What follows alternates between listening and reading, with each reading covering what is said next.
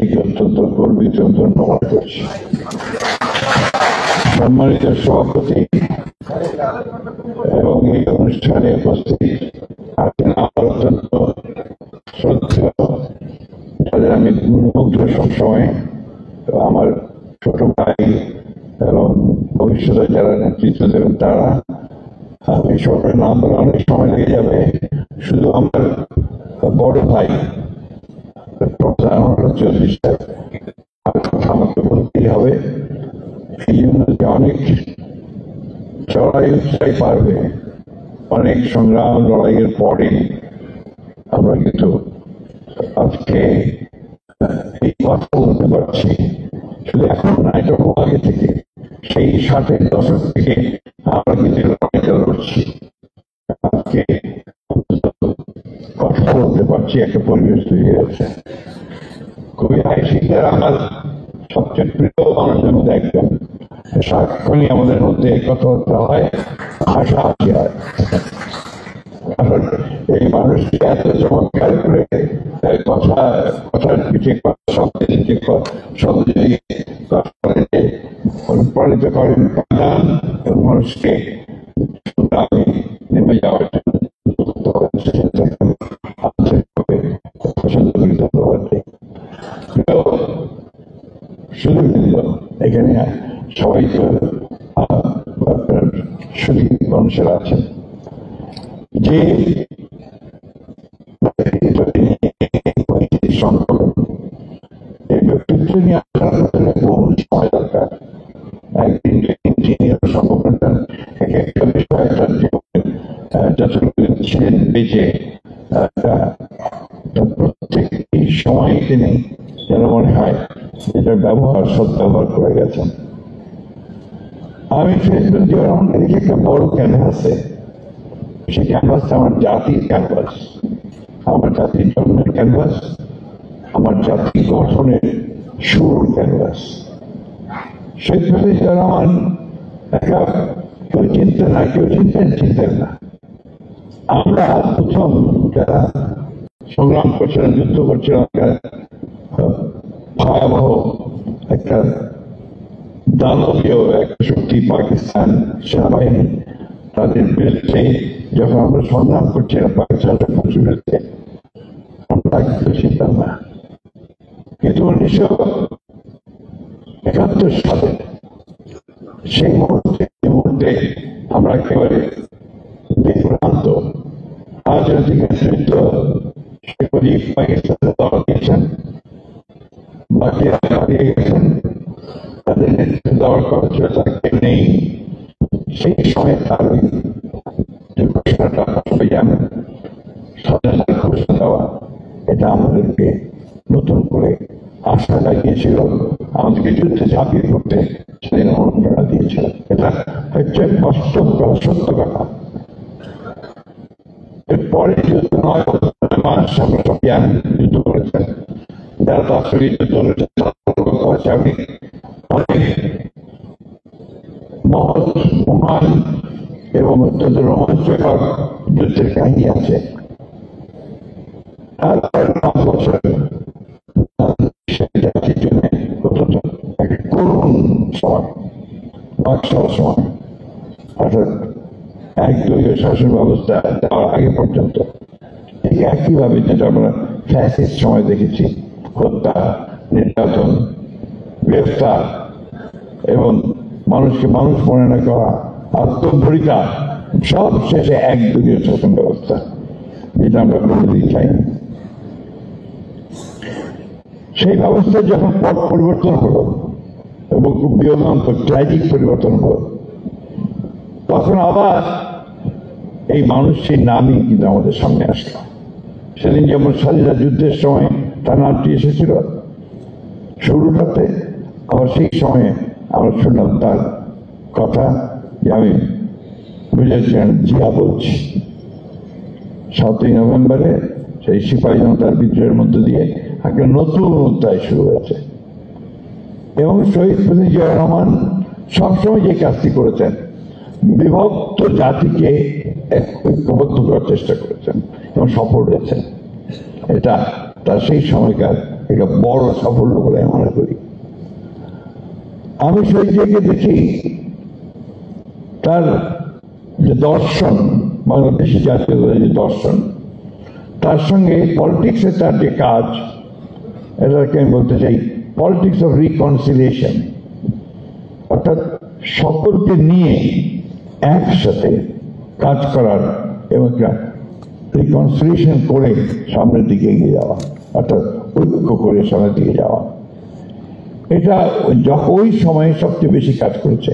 যে আপনারা দেখেছেন যে শহীদ প্রেসিডেন্ট জিয়াউর রহমান যখন গণতন্ত্র, তার বহুদিনের গণতন্ত্র তিনি নিয়ে আসছেন, সে প্রথম যে রাজনৈতিক দলগুলো আপনার সেখানে নিবন্ধিত হলো, তার মধ্যে প্রথম ছিল আওয়ামী লীগ। কারণ আওয়ামী লীগ তো ছিল না, আওয়ামী লীগ তো বাকশাল হয়ে গিয়েছিল তখন। এবং আরেকটি দল আসলে ইসলামিক ডেমোক্রেটিক লীগ, আইপিএল, নিবন্ধনের ক্ষেত্রে। এবং যে নির্বাচন হলো, সেই নির্বাচনে যে পার্লামেন্ট গঠিত হলো, সেই পার্লামেন্টে আওয়ামী লীগের 39 জন, আইডিএলের 17 জন ছিলেন সেই সময়। আমার যদি মনে করে, আমার ঠিক মনে নেই, হয়তো কম হতে পারবে, মৌলানা আব্দুর রহিমের নেতৃত্বে। এবং সেখানে মোহাম্মদ তোহা, চরমবন,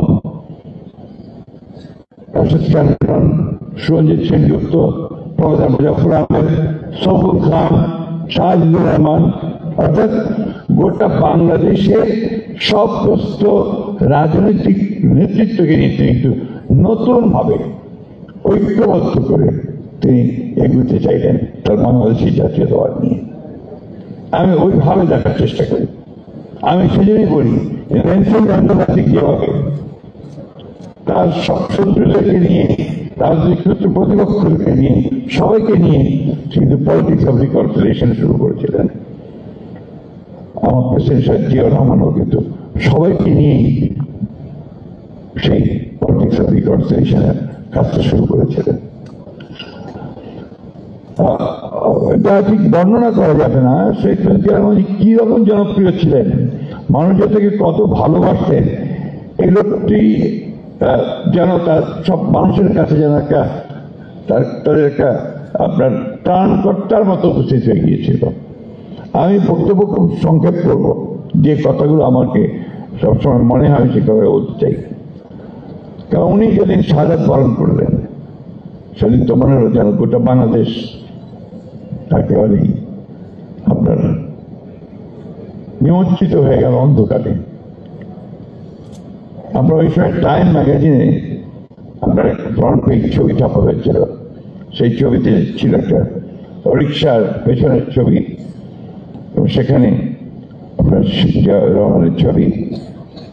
তো যে টাইম ম্যাগাজিনের সেই রিপোর্টার তিনি জিজ্ঞেস করেছিলেন একজন রিক্সাওয়ালাকে যে ছবিটা লাগিয়েছিল জিয়াউর রহমানের, তুমি এই প্রেসিডেন্টের ছবি লাগিয়েছ কেন? যে লোকটি ছিল আমাদের স্বপ্ন, আমরা একে কিছুই মনে করছিলাম যে আমরা এই দেশটা আবার জেগে উঠবে। আজকে চলে গেছে, মনে হচ্ছে আমরা সব অন্ধকারে চলে গেছে। সব ভালো লোক আমরা পাবো কিনা সন্দেহ। তো দেখুন তার কাছে ওই জায়গা থেকে পৌঁছেছে। তার অনেকদিন পরে শাসনের সময় আমি আমার বড় ভতিজা মাহবুবের দেশের বাড়ি জগৎপুর আমি গিয়েছিলাম। তো এখানে এই ঘুরতে ঘুরতে আমরা এক কৃষকের বাড়িতে আমরা ঢুকলাম। উনি যা হয় আমাদের মানুষদের আপনার অতিথি পড়ালেন, তার সাথে সাথে কিছু কলা আসে ঘরে দেখলাম তার যে বাঁশের বেড়া বলি আমরা, বাঁশ দিয়ে তৈরি করা ঘরটা, তার মধ্যে খবরের কাছ থেকে সেরা একটা ছবি জিয়াউর রহমান। এই লোকটা এই ছবিটা বলছে, বাবা আমরা যারা কৃষিকাজ করি সেসব আমরা কোনদিন করবো না।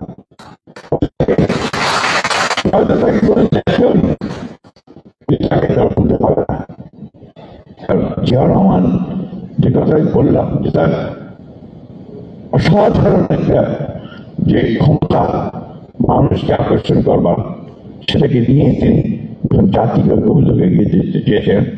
যে কাজগুলো তিনি করেছেন, শুরু করেছেন, এই কাজগুলো ছিল জাতি গঠনের কাজ। খাল খনন কর্মসূচি তার, আমাদের মনে থাকার কথা যে সবাই আছেন, সার্চাররা আছেন এখানে, 1975 আগে আগে বাংলাদেশের জনসংখ্যা ছিল 7.5 কোটি।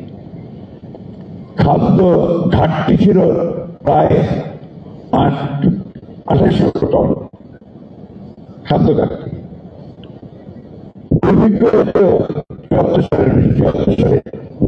কথা এবং আপনার বিখ্যাত অর্থনীতিবিদ অমর্ত্য সেন তিনি বলেছেন সেই দুর্ভিক্ষটা মানুষের তৈরি করা ছিল, অর্থাৎ আওয়ামী লীগ শাসক গোষ্ঠীর কারণে সেই দুর্ভিক্ষ হয়েছিল। সেই ঘাটতি পূরণ করে জিয়া রহমানের কৃষি নীতির কারণে এবং তার কৃষককে চালিয়ে দেওয়ার কারণে, উচ্চ ফলনশীল বীজ নিয়ে আসার কারণে অল্প সময়ের মধ্যে সেই বাংলাদেশি সারপ্লাস প্রোডাকশন হলো এবং বাইরে রপ্তানিও করা হয়েছিল। এই কথাগুলো আমাদের বারবার করে মনে করা দরকার, এই জন্য যে এই মানুষটা অতি অল্প সময় কিভাবে একটা অলৌকিক ক্ষমতার মধ্যে দিয়ে যেন সেই কাজগুলো করতে পেরেছিল। আমার মনে আছে সেই সময় ইরাক এবং কুয়েতের মধ্যে একটা যুদ্ধ হয়েছিল, তাই না? সেই যুদ্ধে তাকে যুদ্ধ বন্ধ করার জন্য তাকে মধ্যস্থতাকারী হিসেবে আরব দেশগুলো দায়িত্ব দিয়েছিল। ইরাক ইরান, আমি দেশ দুঃখিত, ইরাক ইরান। আপনি যদি সৌদি আরবে যান, গিয়ে দেখবেন যে জিয়া গাছ, নিম গাছ, এবং সেটা সমস্ত কিছু আপনার এই জিয়া রহমানের জিয়া ট্রি। আমি সিঙ্গাপুরে আপনার ওই যে বোটানিক্যাল গার্ডেন আছে, বোটানিক্যাল গার্ডেন দেখতে গিয়েছিলাম। তো এখানে যে গাইড ছিল, সেই গাইড আমাকে নিয়ে বললো যে আপনাদের দেশের এক প্রেসিডেন্টের একটা গাছ এখানে লাগানো আছে, একটা চমৎকার নিম গাছ উনি লাগিয়েছেন, নিচে প্রেসিডেন্ট সাহেবের নাম লেখা আছে। এই যে মানুষটি এত অল্প সময়ের মধ্যে সমগ্র বিশ্বের দৃষ্টি আকর্ষণ করে ফেলেছিল।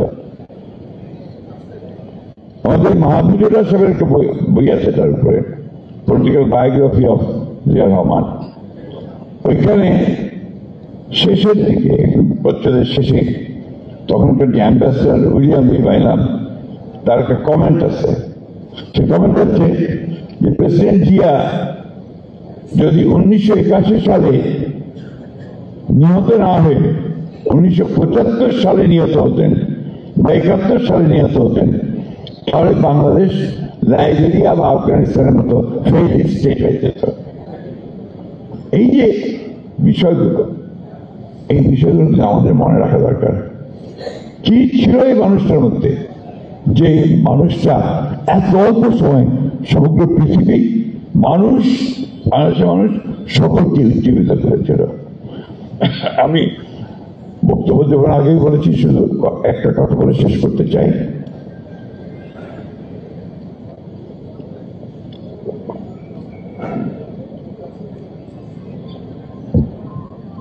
আজকে আমরা একটা সময় পার করছি, যে সময়টা আমাদের 15 বছরের একটা ফ্যাসিস্ট দানবের পাল্লায় পড়ে গোটা বাংলাদেশ তছনছ হয়ে গিয়েছিল। কিছু নেই, না আছে অর্থনীতি, না আছে আপনার রাজনীতি। এখন এই 1 বছরের মধ্যে আমরা আমাদের যে অন্তর্বর্তী সরকার আছে তাকে সহযোগিতা দিয়ে আর সহযোগিতা করে আমরা একটা জায়গায় আসার চেষ্টা করছি, একটা নির্বাচন যেন করা যায়।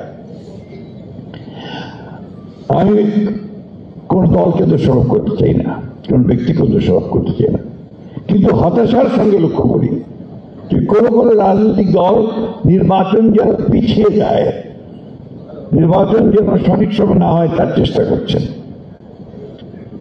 এটা ঠিক হচ্ছে না, কারণ এখন যে দরকার অতি দ্রুত নির্বাচনের মাধ্যমে একটা রাজনৈতিক সরকার দরকার।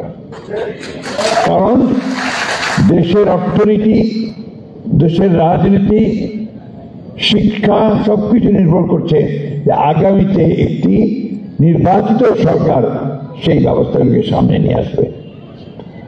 আমি ধন্যবাদ জানাতে চাই যে তারা অতি অল্প সময়ের মধ্যে অন্তত কিছু সংস্কার কাজ শেষ করতে পেরেছেন, সংস্কার কমিশন।